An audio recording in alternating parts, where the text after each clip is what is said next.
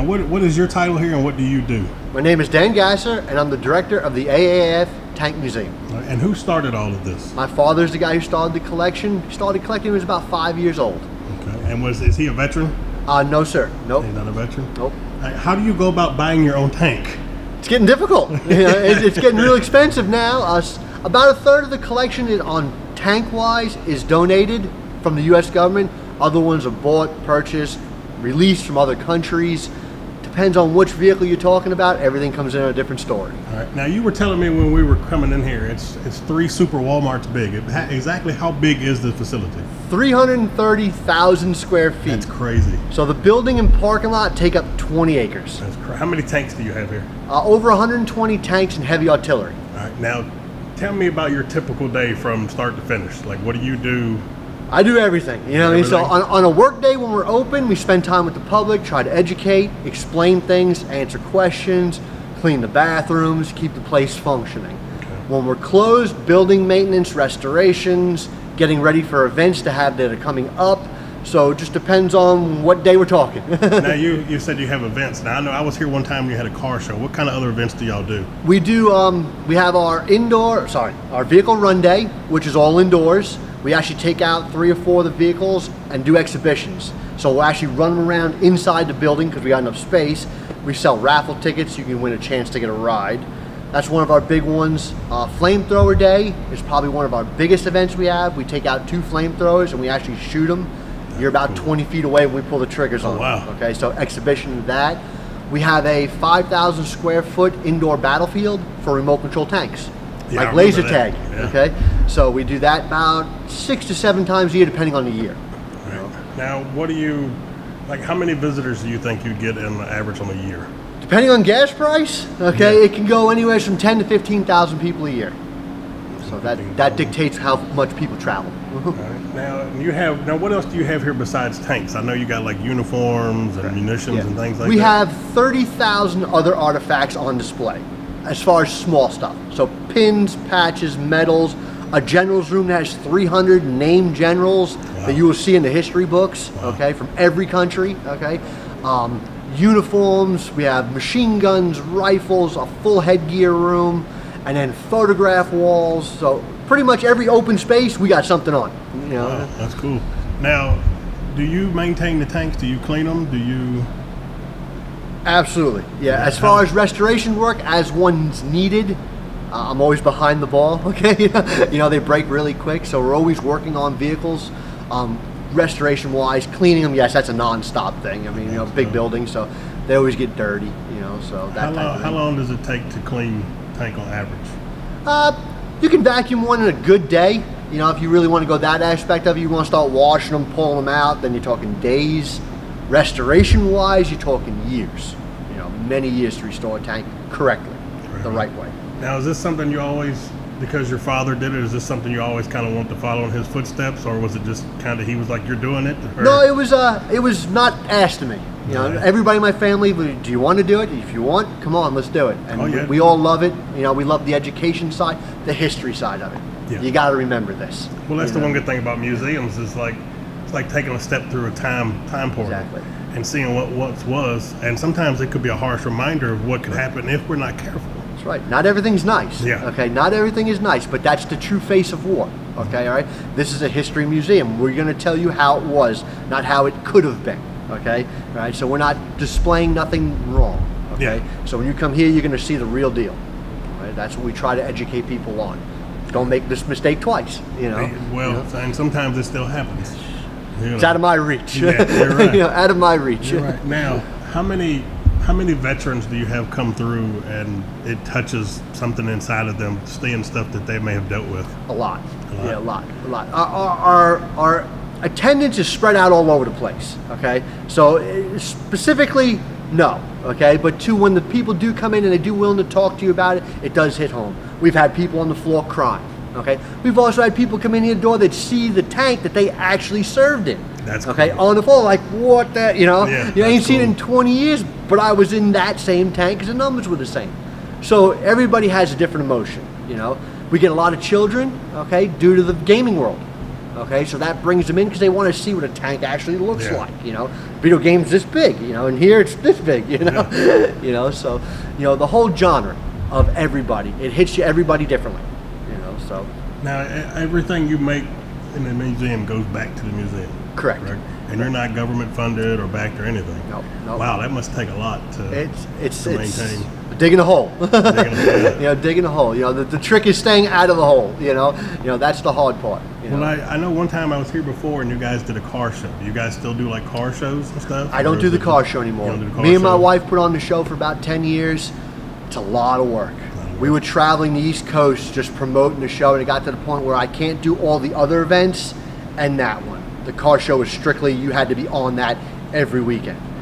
I can't do everything else. You can't be everywhere at one time. Exactly. I wish I could. How many people do you have currently employed to help keep this thing maintained and running? We have 3 on staff. Then we have 2 volunteers that are pretty die-hard. And then my mom and dad are volunteers. They're usually here 5 days a week. Okay, but you know, no paychecks, you know, that type of deal. So they're diehards to it. Like now, out of all the tanks and everything you have here, munitions and all like that, what is your favorite piece in this entire museum? As far as armor goes, I'm pretty hung up on the World War I tank, just because it's World War I. It's pretty forgotten today. Everybody comes into the modern World War II stuff because it's mainstream, okay? But World War I trench warfare, okay? So it's a different world, you know. I like that. I've restored an armored car when I was 8 years old, started working on that. Wow, you know, that's so cool. Uniforms touch the heart, okay, because there was a soldier inside of that uniform. So you understand what that person was going through versus a chunk of steel. Okay, yes, there was people in them, but a uniform, there was a guy wearing it. Yeah. Oh, yeah. Little different, okay, a little different. So like these uniforms right here by these tanks and all that stuff people actually wore? Correct. That's cool. Correct. You don't see a lot of that. No. Now let me ask you a question. This is something I know a lot of people have asked me personally that don't live here, that don't, you know, they visit here so often. You work here at night. Is there any strange paranormal, like are there ghosts from all the stuff that you have here?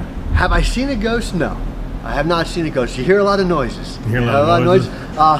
The birds have gotten me quite a few times, okay? You know, they get on the roof and they actually fly over and drop pebbles where they think it's food. And when a pebble hits the roof, it sounds loud in here.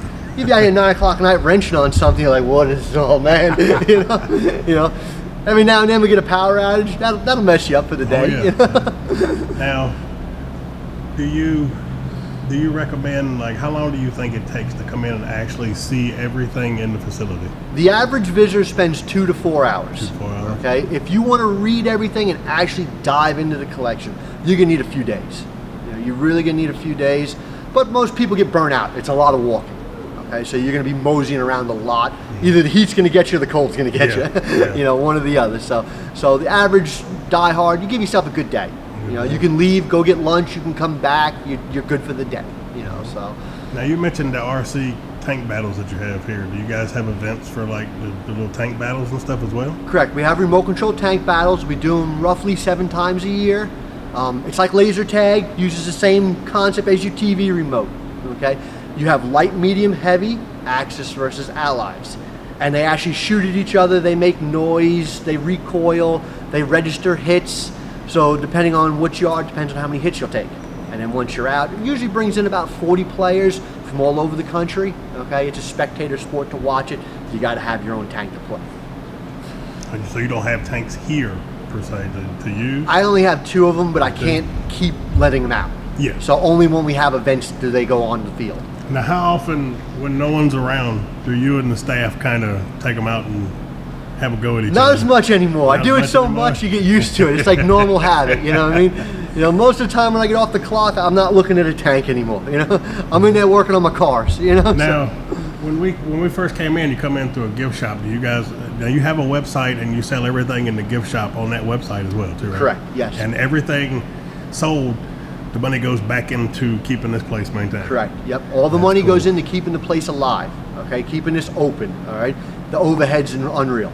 You know, that's a major hurdle. You know, so the shortfall, you can do events to cover that, trying to just fill in blanks.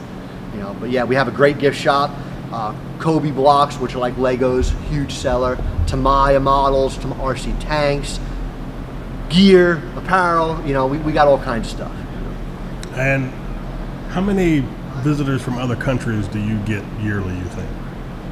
Can't answer that question. Yeah. I don't know. You know, on a yearly, I couldn't tell you. We've gotten from most countries. Okay, I mean, we had a guy come in last year from Germany. Last year, we had a guy all the way from Alaska just to come here and look at the tanks. Wow, that's crazy. So you get a lot. Some people don't even tell you. You don't even know. You know. So unless they fill out the registry or we actually talk to them on the floor, you'd never know. You just wouldn't know. Well, I know you're a busy man, and I don't want to keep you, and I thank you so much for your time. And I'm going to walk around, do some filming, and check this place out, because this thing is amazing, man. And I appreciate all the hard work you guys put into keeping this thing alive for everybody to enjoy. Well, thank you very much for coming. Enjoy yourself. You have a good day, man.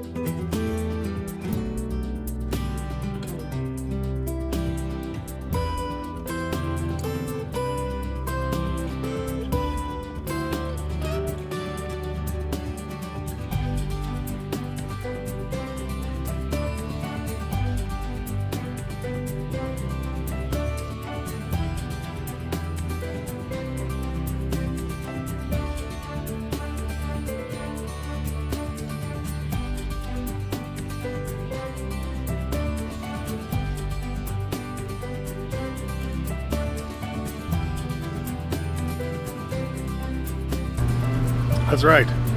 Every tank museum needs a dinosaur.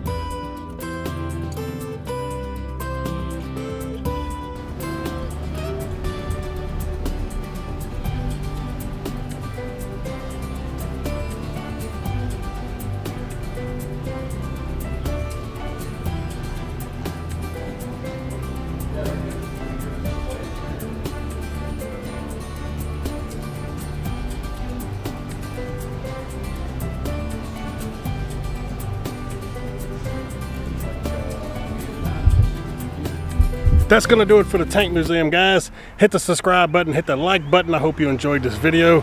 Look for more to come. It's my first video, hopefully of many. I'll see you down the road.